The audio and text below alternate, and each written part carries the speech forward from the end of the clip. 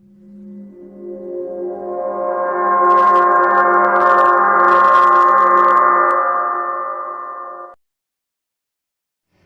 फिर से आ गया हूँ एक कहानी को लेकर आप लोगों को सुनाने के लिए इस स्टोरी बाय रहमान चैनल पर, जो मेरा यूट्यूब चैनल है जिस पर आप वीडियो देखते हो। अगर आप इस चैनल पर पहली बार है तो चैनल को सब्सक्राइब ज़रूर कर लीजिएगा। और जिस भी वीडियो को इस चैनल पर देखते हो, वीडियो को छोड़ने से पहले एक रिक्वेस्ट रहेगा, उस वीडियो को लाइक ज़रूर कर दिया करें। कुछ कहना है, कुछ बताना है तो भी आप वीडियो के कमेंट बॉक्स में आप अपना राय दे सकते हो। तो कहानी है, इस कहानी में एक लड़का है। लड़का जवान था और लड़के का जो हरकतें हैं दिन ब दिन बिगड़ते जा रहा था, ये परिवार वाले को अच्छी तरह से पता चल रहा था। तो इसीलिए आसपास के लोगों ने कहा, भाई तुम्हारे घर का जवान लड़का है, आप उसका शादी ब्याह करा दो। लड़का इधर उधर, तुम लोग को हरकत नहीं मालूम पड़ रहा है, कभी कुछ बदनामी हो जाएगा। लड़का है तो क्या है, बदनाम तो कर ही देगा ना।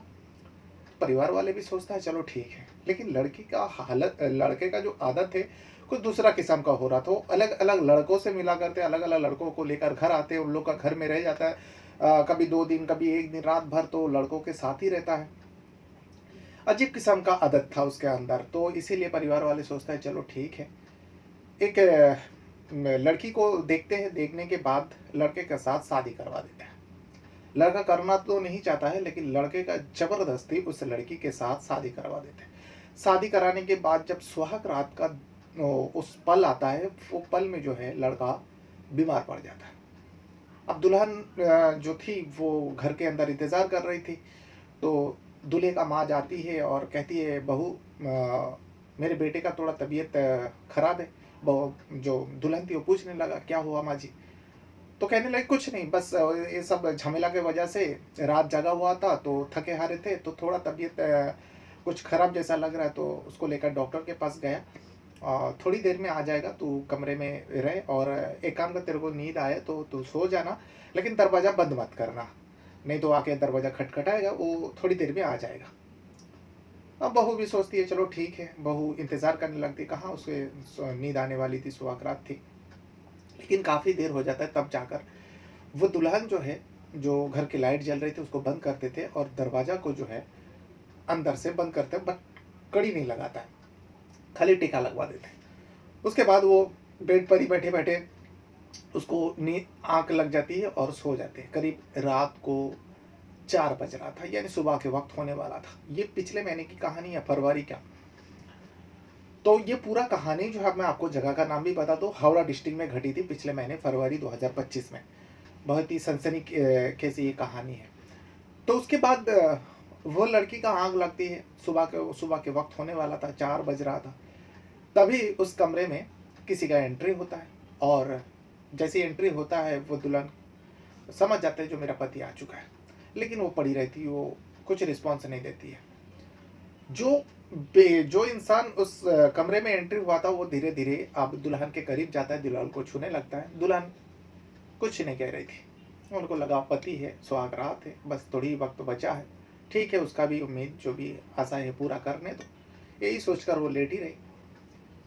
तभी जो है दुल्हन के कपड़े जब हटा रहा था ये शख्स जो अंदर गया था, तभी दुल्हन को अचानक एहसास हुआ। अचानक जो है दुल्हन अपने हाथ जो है उस इंसान के चेहरे पर डालते ही उसे अंदर से कुछ अजीब सा महसूस हुआ, क्योंकि उसने अपने पति को देख चुकी थी और उसके दाढ़ी नहीं था और इस व्यक्ति का चेहरा भी अलग था और चेहरे पर दाढ़ी था। तो इसीलिए वो तो एकदम आश्चर्य होती, ये कौन है और मेरे कमरे में मेरे साथ ही क्या कर रहे हैं। वो तुरंत आँख खुलती है और चिल्लाती है, कौन हो तुम, कौन? जब तक, क्योंकि लाइट बंद थी, और जब तक वो चिल्ला के वो लाइट चालू कर दी। अब उसके उसके लिए तो उस घर में सब कुछ नया है।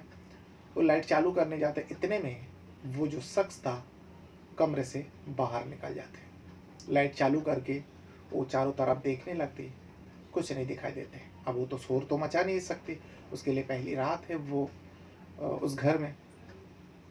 अब उसे नींद नहीं आ रहा था, उसे तो ख्याल, और उसके मन में तो तरह तरह की ख्याल हो रहा था। मेरा पति होता तो भागता क्यों, और मेरा पति तो बिल्कुल ही नहीं था। उसके चेहरे पर, ये जो आया था इसके चेहरे पर दाढ़ी है। बस यही सोचते सोचते उजाला हो जाती है ना, सुबह हो जाते हैं। अब शादी समारोह का घर था और भी रिश्तेदार थे। दुल्हन को सुबह सुबह कोई जगाने जाते हैं, दुल्हन तो ऑलरेडी जगी हुई थी, पसीना-पसीना हो रही थी। फिर दुल्हन को जो भी रहता है रीति-रिवाज के हिसाब से दुल्हन को नीचे बुलाया जाता है। दुल्हन आती है, जो जो भी चाय वगैरह बनाना होता है दुल्हन का साथ देती है, दुल्हन ये सब बनाती है। लेकिन दुल्हन के दिमाग से ये बात बिल्कुल ही नहीं हट रही थी, जो थोड़ी ही देर पहले कौन कमरे में आया था। लेकिन उसके मन में ये एक शख्स ज़रूर था जो वही आया होगा, लेकिन वो क्यों आएँगे और उसके साथ ये हरकतें क्यों हो रहा था? उसे जो है अंदर से एकदम झंझोर रही थी। फिर भी वो खामोश रही, चुप रही, इस बात को किसी को नहीं कह पा रही थी। बस वो अपना पति को ढूँढ रही थी। अब जो महिला उसको लेकर किचन रूम में थी, चाय वगैरह बना रही थी, वो इस महिला ने, इस लड़की का नाम होता आरती। आरती ने उस महिला को पूछा, जो मेरा पति कहाँ है? कल रात को गए थे जो दवाखाना जा रहे, तो आज अभी तक लौटे नहीं क्या? वो महिला कहती हाँ। अब मुझे नहीं पता दवाखाना गए थे कि या नहीं गए थे। वो रिश्तेदार होता है उस फैमिली का। शादी में आया हुआ था, अब करीबी रिश्तेदार था तो 2-3 दिन रह ही जाते, दूर से आया था। तो मुझे नहीं पता दवाखाना गए थे कि नहीं गया था, लेकिन तुम्हारा पति तो मैं जब भी देखी तभी भी वो घर पर थे। अभी देखो उस पास वाले कमरे में होगा। उस कमरे, एक कमरे के बारे में बताया था। अब थी तो एकदम भकचक्का रह जाती है। ये क्या हो रहा है इस घर में? ये सब क्या करना चाहते हैं मेरे साथ? फिलहाल वो चाय बनाती है और जितने भी बुजुर्ग थे सबके सामने उस महिला के साथ जाते हैं और बताते हैं ये तुम्हारे ससुर है, ये तुम्हारे सास है, और सब जानते ही थे ये तुम्हारी बुआ लगेगी, सबसे पहचान कराते। और दुल्हन थी पहले दिन का, तो सबसे मिल रही थी, लेकिन उसके जहन में तो यही सब चल रहा था। मेरा पति मेरे कमरे में नहीं आया, ये बुआ ने कहा, जो उसने नहीं देखा दवाखाना जाते हुए, तो फिर मेरे पति मेरे कमरे में नहीं आया और मेरे कमरे में वो शख्स कौन था? मेरे साथ ऐसा क्यों कर रहे थे? बस उसके दिमाग में चल रहा था। इतने में उसका पति भी उस कमरे से बाहर आ जाते। पति को देख के इसको थोड़ा गुस्सा हुआ, क्योंकि पति का चेहरे से मालूम ही नहीं पड़ रहा था जो वो बीमार था, यानी उसकी तबीयत खराब था, ठीक ठाक था। उसके बाद आरती अपने कमरे में चली जाती है और अपने पति, उसका नाम होता है दिलीप दास को इशारा करती है जो तुम कमरे में आओ। दिलीप दास जो है उसके कमरे में जाते हैं। जाने के बाद आरती आरती पूछताछ करती है, क्या हो गया था आपको? आप सुहाग रात को आप कमरे में नहीं आए और कहाँ थे पूरी रात? तो दिलीप दास कहने लगा, हाँ तबीयत ज़्यादा बिगड़ गया था और जब बहुत लेट हो गए तो तुम सो गई थी, इसीलिए मैं पास के कमरे में सो गए थे। तो आरती ने पूछा, आप आए ही नहीं मेरे कमरे में? दिलीप दास ने कहा, नहीं बिल्कुल ही नहीं आया। क्यों, तुम्हें ऐसा लगा क्या मैं आया था? तो आरती ने उस बात को छुपा देते हैं। आरती कहता है, नहीं ऐसा कुछ नहीं। आरती का और ज़्यादा बेचैनी बढ़ जाता है उस टेंशन को लेकर जो उसके साथ हुई थी। अब दिलीप दास कपड़ा वपड़ा पहन कर कहीं जाने को तैयारी में था। आरती पूछती है, तुम, आपका तबीयत खराब है, आप फिर से कहाँ रवाना हो रहे हैं? तो दिलीप दास कहने लगे, वो जो बुआ है ना, बुआ को घर पे छोड़ना है और मेरे अलावा उनके कोई लेके जाने वाला नहीं है। मेरा जो छोटा भाई है यहाँ पे कुछ चीज़ें मंगवाना है, वो सब के लिए मार्केट गया हुआ है। उस छोटा भाई का नाम होता है राजू दास। ये कहकर वो दिलीप दास अपने बुआ को बाइक पे बिठाकर उसे लेकर चले जाते छोड़ने के लिए उसके घर। यहाँ आरती अकेली हो जाती और कुछ घर के मेंबर थे, सास ससुर तो थे ही। उसे बताया जाता है दोपहर का खाना वगैरह बना लो, ये तुम्हारे साथ देगा। एक पड़ोसी थे, वो आती है जो बहू का साथ दे देना, ये सब बना लेगा, दिखा देना, बता देना, सब कुछ हो जाता है। दोपहर हो जाता है, सब लोग को खाना वाना खिला के आरती अपने कमरे में चली जाती है आराम करने के लिए। तब तक उसका पति दिलीप दास नहीं लौटा था। दिलीप दास शाम के वक्त लौटता है और शाम को वक्त होते होते सारे लोग एक एक करके, जो भी घर का मेंबर था, राजू दास उसका छोटा भाई यानी देवर आरती के, वो भी आ जाते। आने के बाद सब लोग हंसी मजाक करते हैं, एक जगह में थे। आरती का जहन में वही चल रहा था, ऐसा तो नहीं मेरा देवर आया था, कि वो देवर के चेहरे पर भी वही दाढ़ी थी, हल्का सा उसे महसूस हुआ था, लेकिन वो बता नहीं पा रहे थे। सारे लोगों के सामने हंसी मजाक हो रहे थे, आरती चुपचाप वहाँ पे खड़ी होकर सुन रहे थे। जब अब रात के वक्त खाना वाना हुआ, खाना खाने के बाद सब अपने अपने कमरे में चले जाने लगा। आरती भी अपने कमरे में जाती है, लेकिन दिलीप दास जो है पास के कमरे में चली गई। आरती सोचते थोड़ी देर में आ जाएंगे, लेकिन फिर वही इंतज़ार करने लगती। थोड़ी और देर हो जाता है, आरती से रहा नहीं जाता। आरती उठ के बाहर आती है और उस कमरे में जाकर पहुंचती है। उस कमरे में ऑलरेडी उसके सास, दिलीप दास और ससुर थे। दरवाजे के पास से आवाज़ लगाती है। आवाज़ लगाने के बाद सास जो कहते, अरे बहू तू इधर आजा, अंदर आ। आरती अंदर जाती है, ससुर भी थे इसीलिए खड़ी रहती है। तो क्या हुआ बहू, आरती के सास ने पूछी। तो उसने कहा नहीं, मैं इनको बुलाने आई हूँ, यानी दिलीप दास के बारे में बता रहे। तो आरती के सास यानी दिलीप दास के माँ कहते हैं बेटा इनका तेरा पति का तबीयत खराब है, इसीलिए वो आज इधर ही सोने दे। इसमें आरती का पारा चढ़ जाता है। आरती कहती है ठीक है, तबीयत खराब है तो यहाँ पे क्यों सोएंगे, मेरे कमरे में भी सो सकते हैं और मैं इनका देखभाल कर लूँगी अगर कुछ हुआ तो। आरती के सास के पास कोई जवाब तो नहीं था। आरती के सास कहते हैं नहीं बेटा, मैं माँ हूँ, इसके ये मेरे पास रहेंगे तो मैं अच्छे से देखभाल कर सकती हूँ। तो आरती कहती है नहीं, ये इतना भी छोटा नहीं है जो माँ के ज़रूरत पड़ जाए, आप चलिए मेरे साथ। आरती का ससुर कहते हैं जा बेटा जा, अपने पत्नी के पास जा, अब तो तुझे पत्नी का गुलाम बनकर ही रहना पड़ेगा। ये दूसरा दिन जब ये सारे हो रहे थे, आरती के सामने आरती का ससुर ने कड़वी आवाज़ में अपने बेटे को दिलीप दास को कहते हैं जा, अपनी पत्नी का गुलाम बनकर ही तुझे रहना होगा, तो उसके साथ घर चले जा, उसके कमरे में चले जा। दिलीप दास आरती के साथ कमरे में आता है और आरती दरवाज़ा बंद करने के बाद दिलीप दास के ऊपर एकदम गर्म हो जाती है। ये सब क्या चल रहा है आपके घर में, मुझे कुछ समझ में नहीं आ रहा है। बहुत कुछ हो रहा है, बहुत कुछ ताना दिया जा रहा है और आप जब भी आपको कमरे में आना होता है आप दूसरे कमरे में चले जाते हो। आप बताओ आखिर वजह क्या है। दिलीप दास कहता है ऐसा कुछ वजह नहीं, बस थोड़ा सा तबीयत डाउन है, इसी वजह से मैं तुम्हारे पास नहीं आना चाहता था। आरती कह रहे आपके चेहरे से तो पता ही नहीं चल रहा है आपकी तबीयत खराब है, आपको कुछ बीमारी है। ऐसी भी क्या बीमारी है जो आप माँ के साथ माँ के कमरे में रह सकते हो, पत्नी के कमरे में नहीं रह सकते हो। दिलीप दास के पास भी कोई जवाब नहीं। दिलीप दास कहते अच्छा तुमने बुलाया, मैं आ गया ना, ठीक है चलो आप सो जाओ। दिलीप दास एक तकिया और एक चादर उठाकर जमीन पर सोने जाते हैं। आरती पूछ रही ये क्या है, बेड रहते हुए आप जमीन पर क्यों सो रहे। तो दिलीप दास ने कहा नहीं आपको मैं बताया ना जो मेरा तबीयत खराब। आरती कहती है तो क्या हुआ, मैं आपको खा नहीं जाऊंगी या फिर आपका बीमारी मुझे लग नहीं जाएगा, आप बेड पर ही सोइए। आरती का रवैया देखते हुए दिलीप दास भी अब उसके पास कोई चारा नहीं था, उसके पास जवाब भी नहीं था। आरती के बेड पे तो सो जाता है लेकिन दूसरे तरफ चेहरा करके। आरती पूरी रात गुस्से में लाल होकर वो भी वैसे ही पड़ी रही, उसको नींद नहीं आ रहा था। वो सोच रहे मेरे साथ ये क्या हो गया, मेरी ज़िंदगी को बर्बाद हो गया, ये सब क्या चल रहा है मेरे साथ समझ में नहीं आ रहा। और पहले ही रात तो उसके साथ जो हुई थी उस बात को जिक्र भी नहीं कर पा रहा था। अब तीसरा दिन हो जाता है, उस दिन भी निकल जाते, 2 रात निकल जाती है, तीसरा दिन सुबह होते, सुबह होते ही दिलीप दास सुबह सुबह कपड़ा पहनकर रेडी होकर जाने लगता है। इसी बीच आरती टोकती है जो कहाँ जा रहे हो। दिलीप दास कहता है हर बात का जवाब देना मैं ज़रूरी नहीं मैं समझता, तुम होती कौन हो हर चीज़ पर सवाल करने वाले, 2 दिन आए हो, 2 दिन में ही तुम इतना कुछ पूछ रहे हो। तो आरती कहती है आप लोग व्यवहार ही कुछ ऐसे कर रहे हो, आपसे लेकर आपके पूरा घर वाले, मैं समझ नहीं पा रही हूँ आखिर आप लोग किस चीज़ का बदला ले रहे हो। दिलीप दास कहता तो फिर सुनो, मुझे तुमसे कोई इंटरेस्ट नहीं है।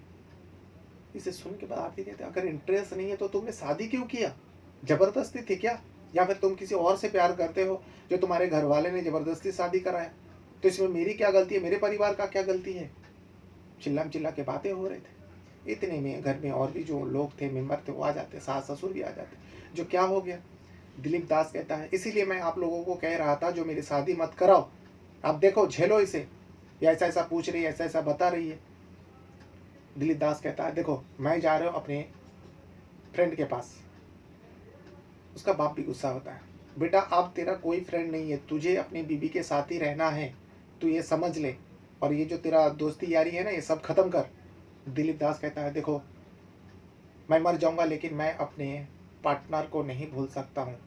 पार्टनर को नहीं भूल सकता हूँ, माँ बाप के सामने, आरती के सामने ये सारी बातें हो रहे थे।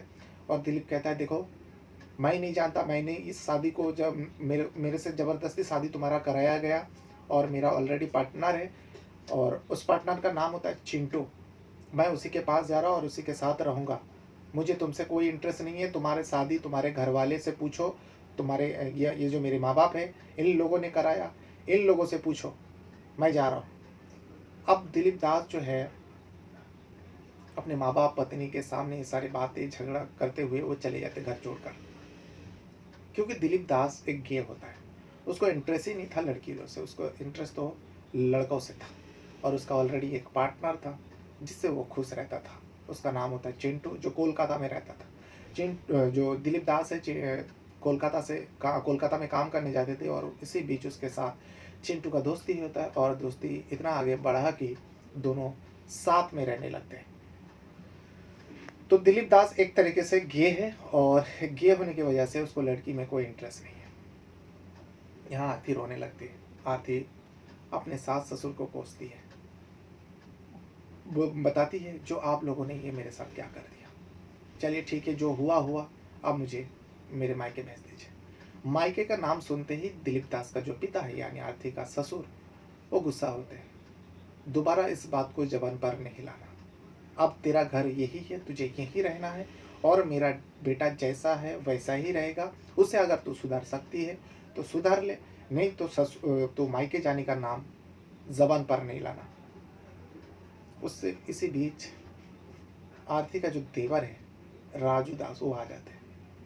चिल्लम चिल्ली हो रहा था, झगड़ा होता, राजू दास आते हैं और कहते हैं क्या हो गया पापा, मम्मी ये सब क्या हो रहा है, क्यों चिल्लम चिल्ली हो रहा है, क्यों सब सारे लोग मिलकर आरती को डांट रहे हो, आप लोग बाहर जाओ, मैं इसे बात करता हूँ। आरती के सास कहती है देख बेटा राजू, कुछ भी कर ले, लेकिन आरती मायके जाना नहीं चाहिए, और इसका क्या प्रॉब्लम है, अगर तू दूर कर सकता है तो तू इससे बातचीत कर और दूर करने की कोशिश कर। कहीं ना कहीं आरती का जो सास है, राजू अपने छोटे बेटे को हिंट दे रहा था, जो आरती का जो चाहते हैं वो तू पूरी कर दे, और उसको घर मत भेज, मायके मत भेज। बोल के वो दोनों चले जाते हैं। सास ससुर घर कमरे से निकल जाते हैं। राजू दास कमरे का दरवाजा बंद कर रहे, आरती रोती रहती है। आरती को पूछती क्या हो गया भाभी, आप क्यों रो रही हो, क्या बात हो गया। आरती रोते हुए सारी चीज़ बताते हैं, और देखो जो आप लोग मेरे साथ ये ठीक नहीं कर रहे हो, प्लीज़ मेहरबानी करके मैं आपसे आपके आगे हाथ जोड़ती हूँ, मुझे मेरे मायके भेज दो। राजू दास करीब जाकर बैठते और कहते हैं, राजू दास से भी आरती को डर लग रहा था, क्योंकि आरती को पहले से ही भनक लग रहा था जो ये राजू दास ही था जो सुहाग रात के वक्त समय वो आया था और मेरे साथ ऐसा हरकतें कर रहा था, इसी के चेहरे पर दाढ़ी था। तो राजू दास के करीब बैठ के और कहते भाभी अब क्या करें, भैया ऐसा ही है, इसी वजह से तो मैं जो हमारे माँ बाप है उसका शादी करवाया, लेकिन उसको लड़की से इंटरेस्ट ही नहीं। आप इतने खूबसूरत हो, आपको इतनी, मैं उसे इतना खूबसूरत बीवी मिली, पत्नी मिली, फिर भी देखो लड़कों के पीछे भागता है। तो आप फिक्र मत करो, सब ठीक हो जाएगा, बस समय की देर है, और अगर आपको कुछ चाहिए, ज़रूरतें हैं, वो मैं पूरा कर सकता हूँ। राजू दास साफ साफ कहते हैं देखो भाभी, अगर आपकी शारीरिक चाहत की ज़रूरत है या फिर और किस चीज़ की ज़रूरत है, मैं हूँ ना, किसी को पता भी नहीं चलेगा, आपकी ज़रूरत भी पूरा होएगा। देखो हमारे घर में किसी चीज़ का कमी नहीं है, वो लोग धनी व्यक्ति होता है, हमारे घर में किसी चीज़ की कमी तो है ही नहीं। आप भैया की पत्नी बन के रहोगे दुनिया के समाज में, लेकिन आपकी जो चाहत है, आपकी जो ज़रूरत है, वो मैं पूरा करते रहूँगा। इस बात को सुनने के बाद आरती एक थप्पड़ मार देते अपने देवर के मुंह पे, और कहती है तुम्हारी हिम्मत कैसे हुई, तुम इस बात को अपने ज़बान पर लेके आए। लेकिन इस पर राजू दास गुस्सा नहीं होता, राजू दास चुपचाप बैठे रहते। आरती मारती और कहती है तुम ही हो ना जो उस दिन कमरे में आए थे। राजू दास कहते हैं हाँ मैं ही हूँ, और मेरे घर वाले भी यही चाहते हैं, तुम अगर ज़्यादा होशियारी किए तुम्हारे लिए बुरा होगा, इसीलिए जो मैं कह रहा हूँ और मेरे घर वाले जो कह रहे हैं वो तुम मान लो, तुम्हारे लिए अच्छा होगा, नहीं तो तुम सोच भी नहीं सकती तुम्हारे साथ क्या क्या हो सकता है। राजू दास डराता है, और उसके बाद राजू वहाँ से चले जाते हैं और कह के जाते हैं फैसला तुम्हारे हाथ में, शाम तक जवाब दे देना। उस दिन तो आरती का रोते हुए पूरा दिन निकल जाता है, क्योंकि दिलीप दास तो आने वाला नहीं था। उस बारे में अगर दिलीप दास से भी बात करता, दिलीप दास तो आने वाले नहीं थे। घर के 3 मेंबर थे, तीनों उसके खिलाफ हो जाते हैं। अब आरती दिन भर रोती, शाम होता है फिर से राजू दास कमरे में आता है, और राजू दास पूछते, क्योंकि राजू दास को उसके माता पिता ने कहा जो कुछ भी कर ले वो मायके जाना नहीं चाहिए, क्या हुआ तो उससे बातचीत कर। राजू दास आरती के पास जाते, कमरे में जाता और पूछते हैं जो क्या फ़ैसला लिया। आरती सोचती है अब यही मेरी ज़िंदगी है, मुझे ऐसे ही जीना पड़ेगा। लेकिन उसके मन में एक विचार आ जाती है आरती के मन में, जो अगर मैं किसी भी तरह इस घर से बाहर निकल गई, इस घर से मैं अपने मायके पहुंच गई, तो मैं इस मुसीबत से बच सकती हूँ। इसीलिए आरती राजू दास को कहती है, जो देखो मैंने बहुत सोचा, लेकिन इतना बड़ा फैसला मैं इतना जल्दी नहीं कर सकती हूँ, और एक बार मेरे मम्मी पापा से बात करा दो, उसके बाद मैं वो लोग जो कहेंगे मैं वही करूँगी। तो इसमें राजू दास जो कहता है, इसमें मम्मी पापा से पूछने की क्या ज़रूरत है, ये तुम्हारी ज़िंदगी, तुम्हारी लाइफ है। उन लोगों ने तो तुम्हारा शादी करा है, अब तुम्हारे साथ क्या होगा नहीं होगा तुम जानोगे, या फिर हम लोग का जिम्मेदारी है, तो तुमको ही फैसला करना पड़ेगा। इसमें आरती कहती है, बात तो सही है, लेकिन इतना जल्दबाजी में मैं कैसे फैसला ले सकता हूँ, मुझे थोड़ा टाइम दो। राजू दास कहता है, ठीक है टाइम तो दूंगा, लेकिन तुम्हारा फैसला हामी होना चाहिए। तुम अगर इनकार करोगे, तुम जानते हो तुम्हारे साथ क्या क्या हो सकता है। आरती खामोश हो जाती है। अब धीरे धीरे रात होने लगा। राजू दास खाना वाना खाने के बाद आरती के कमरे में आते हैं। आरती पूछते, अरे तुम मेरे कमरे में क्यों आ रहे हो, जाओ अपने कमरे में जाओ। इसमें राजू दास कहता है, अरे तुम्हारे कमरे में ही तो मुझे आना है, मम्मी पापा को पता है, मम्मी पापा ने कहा जो जा तेरे भाभी के कमरे में जा, तेरा भैया तो नहीं है, तो अपने भाभी के साथ ही रहे। आरती को तो सब कुछ पता था, ये सब कुछ मिलजुल के ही हो रहा है। इसीलिए आरती कहती है, देखो जब तक मैं फैसला नहीं कर लेती तब तक हम लोग अलग ही रहते हैं। कल सुबह मैं फैसला सुनाऊंगी, पक्का, तुमसे मैं प्रॉमिस करती हूँ। राजू दास उस दिन से कमरे से निकल जाते हैं, लेकिन पूरे घर वाले के नज़र आरती के ऊपर था, जो आरती भाग ना जाए। सुबह होते ही जो है राजू दास अपने माँ बाप को ये बात बताते, जो उसने कहा जो सुबह तक मैं फैसला दे दूंगी। देखते क्या कहती है। राजू दास सुबह सुबह आरती के कमरे में जाते और कहते, क्या हुआ, फैसला क्या हुआ। तो आरती कहती है, ठीक है मैंने फैसला कर लिया, मुझे तुम्हारे साथ ही रहना है। इस बात को राजू दास ने अपने माँ बाप को बताते, जो ऐसा ऐसा वो कही है। तो उसके माँ बाप कहते हैं, ठीक है आज रात से तू आरती के कमरे में ही सोना। इन लोग का नज़र जो है हमेशा आरती के ऊपर बना रहता है, जो आरती घर से ना बाहर निकले। अगर घर से बाहर निकले और मायके चली जाएगी और सारी भंडा फोड़ देगा, फिर हम लोग के लिए मुसीबत हो जाएगा। वहाँ पर दिलीप दास जो है अपने पार्टनर चिंटू के साथ उसके कमरे में बहुत खुश रह रहा था। दोनों एक दूसरे से बहुत प्यार करते थे। दिलीप दास ने पूरी बात जो है चिंटू को बताया, जो ऐसा ऐसा मेरे साथ कर दिया, तुझे तो पता ही है, अब मैं क्या करूं, उस लड़की को फंसा दिया मेरे माँ बाप, मेरे परिवार ने। चिंटू कहता है, बात तो सही है, फंसा दिया, लेकिन उस लड़की का इसमें क्या गलती है। वो लोग इस आरती के बारे में भी सोच रहे थे, चिंटू और दिलीप दास। फिर सोचते हैं चलो जान दो, वो लोग जैसा किया वो लोग वैसे भुगतेंगे, हम लोग यहाँ खुश हैं। यहाँ शाम हो जाती है, चौथा दिन शाम हो जाती है। शाम के वक्त सब लोग खाना खाने के बाद राजू दास को अब आरती के कमरे में जाना है। उस दिन से वो लोग साथ में रहने की जो बात हुआ था, आरती के कमरे में चले जाते। आरती के पास अब कोई बहाना नहीं था। यहाँ राजू दास दिलीप दास के माँ बाप जो इत्मीनान हो जाता है, चलो ठीक है अब पहरा देने की ज़रूरत नहीं है, अब राजू उसके साथ ही रहेगा, राजू उसके कमरे में रहेगा। अब वो मान चुकी है इस फैसले को और उसको यहीं रहना है। राजू को उसे अपने पति के रूप में देखना है। भले कि दुनियादारी के और सारे लोगों के नज़र में दिलीप दास उसका पति है, लेकिन उसके पति का जो जिम्मेदारी है, पति का जो काम है, वो राजू दास उसके साथ पूरा करेगा।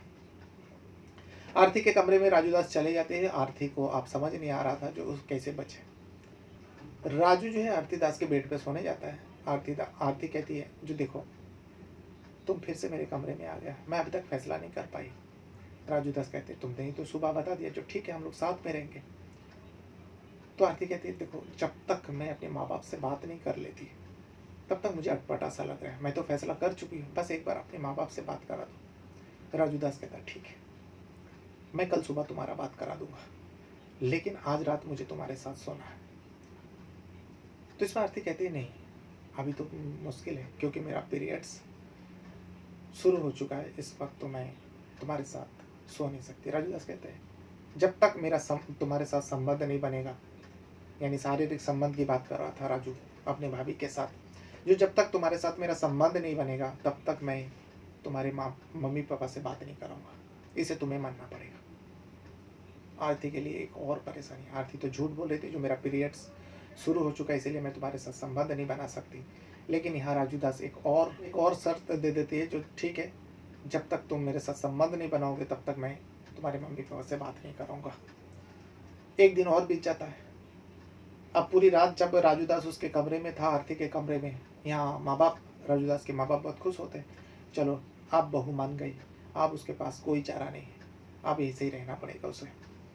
लेकिन आरती उसके साथ सोती नहीं। वो इस बात को राजू दास कुछ अपने माँ बाप से बताता भी नहीं। लेकिन उस दिन से इत्मीनान हो जाता है। राजू दास जो है शाम होते ही आरती के कमरे में चले जाते हैं।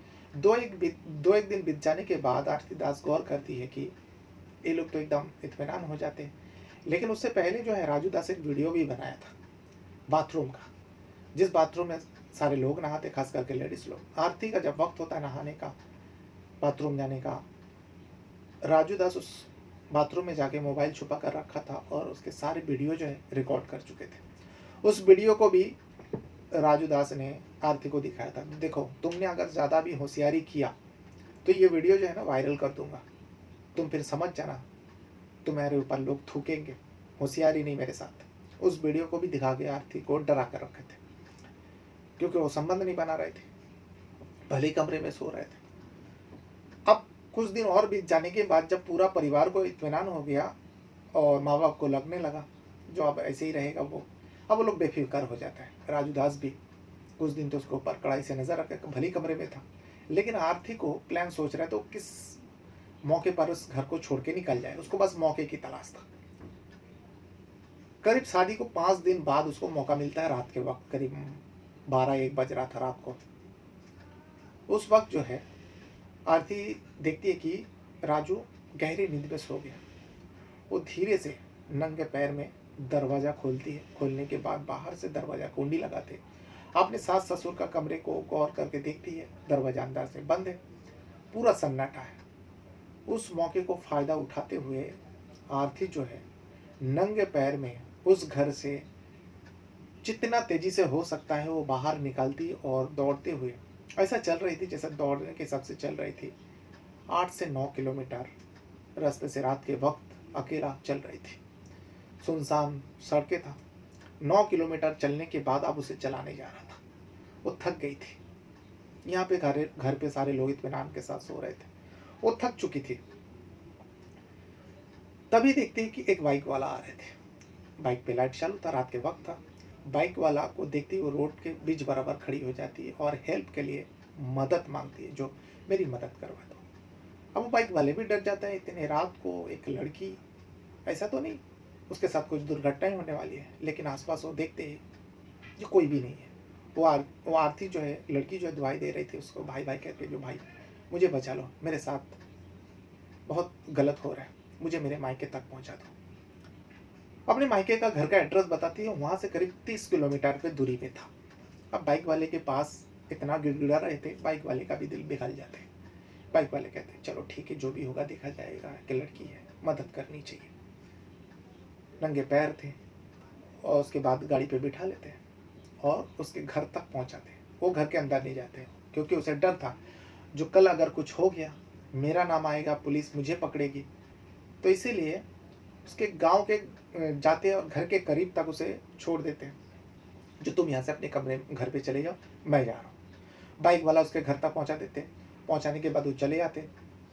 आरती घर पर डरी सहमी इस हालत में गई थी। उसके माँ बाप और जो भी था घर पे, सारे लोग हैरान हो जाते। उन लोग को तो पैर तले ज़मीन खिसक जाते, ये मेरी बेटी का हाल ऐसा कैसे हुआ, मेरी बेटी के साथ क्या हो गया। क्योंकि आरती ने जब भी बात करती थी लाउड स्पीकर में बात करती थी। जब तक वो ससुराल में थी माँ बाप से बात तो हुई थी, उन लोगों का ही फ़ोन से बातें होती थी, आरती का लाउड स्पीकर में, और सारे लोग उस जगह पर मौजूद रहते थे। आरती के पास कोई चारा नहीं था एक लफ्ज़ भी दूसरा बात करने की। जब इस हालत में घर पर पहुंचते उन लोग के तो पैर तले ज़मीन खिसक जाता है। उसके बाद आरती रोते हुए सारी बात बता देती है। फ़ौरन जो है आरती के घर वाले नज़दीकी पुलिस स्टेशन जाते हैं और यहाँ पर सुबह हो जाती है। राजू दास के माँ बाप यानी दिलीप दास के माँ बाप आरती को ढूंढने लगते हैं। राजू दास को भी चिल्लाते हैं। राजू दास का पिता, कैसे सो रहा था तू, तुझे कैसे भनक नहीं लगा, आप भागे, देखा अब आप लोग के ऊपर मुसीबत होगा, न जाने क्या क्या कह दिया होगा, कहाँ गए, ढूंढ। अब सुबह हो गया तो इधर उधर ढूंढ रहे थे, किसी को बता भी नहीं पा रहा था। जो घर की बहू आरती भाग गई है, सब लोग पूछेंगे क्यों भाग गया, क्या हो गया, दिलीप कहाँ है, किसी को कुछ नहीं पता था इस घर में क्या क्या हुआ। और क्या क्या हो रहा था आरती के साथ। आरती यहाँ पे अपने माँ बाप और भाई लोग के साथ पुलिस स्टेशन में जाके पूरी बात बताते हैं। पूरी बात बताने के बाद पुलिसकर्मी उन लोगों के घर में जाता है, दिलीप दास के परिवार में जाता है और तीनों को हिरासत में लेकर आता है। राजू दास के माता पिता को तीनों को हिरासत में लेता है और दिलीप दास को ढूंढा जा रहा था। आरती इसमें कहते हैं इसमें दिलीप दास का कोई गलती नहीं है, उसको जबरदस्ती सब कुछ कराया गया, इसके माँ बाप और उस भाई ने मिलकर। और उसके भाई मेरे साथ रेप करना चाहता था, मेरा बलात्कार करना चाहता था, मेरे साथ संबंध बनाना चाहता था, मेरा वीडियो बनाकर मुझे ब्लैकमेल कर रहा था। और मेरे ससुर भी वही चाहते थे जो एक पति करना चाहते थे। ये सारे इल्ज़ाम, गंभीर आरोप लगाया था। तीनों को हिरासत में लेता। अब दिलीप दास से जानना था। इसी बीच जो राजू दास का यानी दिलीप दास का जो पिता होता है, दिलीप को फ़ोन करता है, जो तू कहाँ है, जल्द से जल्द इस पुलिस स्टेशन में पहुँच, तेरी वजह से हम लोग फंस गए, हम लोग के ऊपर बहुत गंभीर धाराएं लगाए।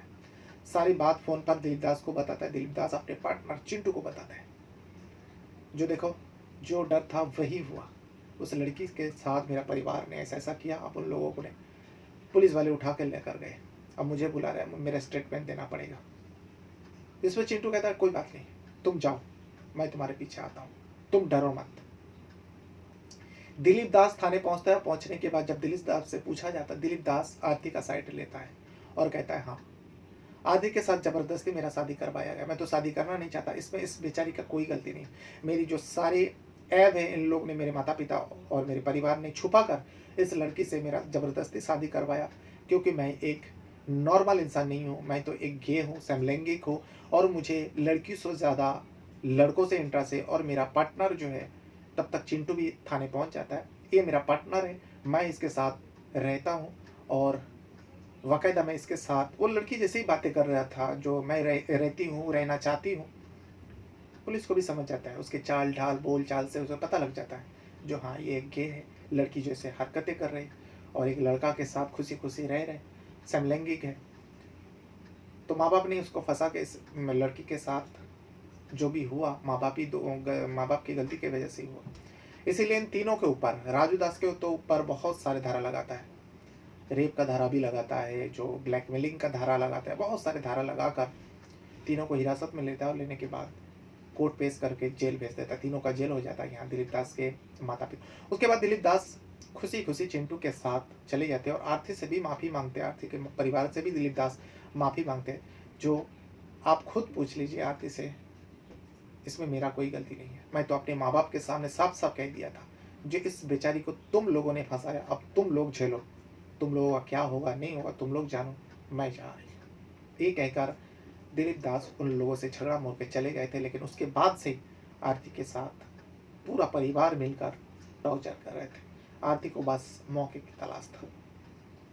पूरी बात सुनने के बाद आरती के तो माता पिता के पैर तले जमीन खिसक गया था, लेकिन पुलिस ने उन तीनों को हिरासत में भी लिया, जेल भेज दिया। लेकिन इस कहानी में एक सबक जरूर मिलती है, जो कोई भी माता पिता हो, खास करके लड़की के, बगैर छानबीन करे, बगैर डटोले किसी रिश्ते को नतीजे तक ना पहुंचाए। इस लड़की का क्या गलती थी जो माँ बाप ने जल्दबाजी में आकर, क्योंकि उन लोगों का बिजनेस अच्छा था, घर बार अच्छा था, पैसा वाला था, ज़्यादा कुछ लड़के के बारे में ना जानकर अपनी बेटी का शादी उसे करा देते। बाद में उस लड़के का हकीकत ऐसा सामने आता है। तो इसीलिए लड़की का जब शादी करवाना हो, खास करके लड़का को देखना, लड़का क्या काम करता है, लड़का कैसा है, किस टाइप का है, किस कैरेक्टर का है, ये सब जानना बहुत ज़्यादा ज़रूरी है। ये नहीं देखना चाहिए जो लड़का का परिवार अच्छा है, पैसा वाले है, परिवार तो इनका परिवार तो बिल्कुल ही अच्छा नहीं था, लेकिन होता है ना, परिवार बहुत अच्छा होता है, लेकिन जिस लड़का के साथ शादी होता है वो लड़का बिगड़ा हुआ रहता है, फिर बाद में जाके पछतावा होता है। तो ऐसा ना करें। सबसे पहले जिसके साथ रिश्ता, जिसके गले में लड़की को डाल रहे हो, आप बांध रहे हो, वो लड़का कैसा है, उसका कैरेक्टर क्या है, क्या करता है, कैसा करता है, काम धाम करता है कि नहीं। पैसा तो है, दौलत है, लेकिन वो उसका नहीं है, माँ बाप का है या पैसा वाला है। अगर लड़का बिगड़ा हुआ है तो कहाँ से सुखी रह सकता है वो लड़की। इस मामले में बिल्कुल ऐसा ही हुआ। दौलत देखकर माँ बाप ने आरती का शादी दिलीप दास से करा दिया, लेकिन इसमें पता चलता है दिलीप दास तो लड़का ही नहीं, वो मर्द ही नहीं है, वो तो एक गे है जो समलैंगिक कहा जाता है, वही था। तो ये था वो पूरा कहानी जो हावड़ा डिस्ट्रिक्ट में ये फरवरी महीने में 2025 में, यानी पिछले महीने की बात कर रहा हूँ, शादी हुई थी उस लड़की का, और 1 हफ्ते के अंदर इतना कुछ हो जाने के बाद पुलिस तक ये खबर पहुंचती है। बहरहाल अपने साथ साथ अपना परिवार का भी बहुत ज़्यादा ख्याल रखिएगा। इस वीडियो को यहाँ तक देखने के लिए आपका बहुत बहुत धन्यवाद करता हूँ। कुछ कहना है, कुछ बताना है तो वीडियो के कमेंट बॉक्स में आप अपना राय ज़रूर दीजिएगा। Thank you very much.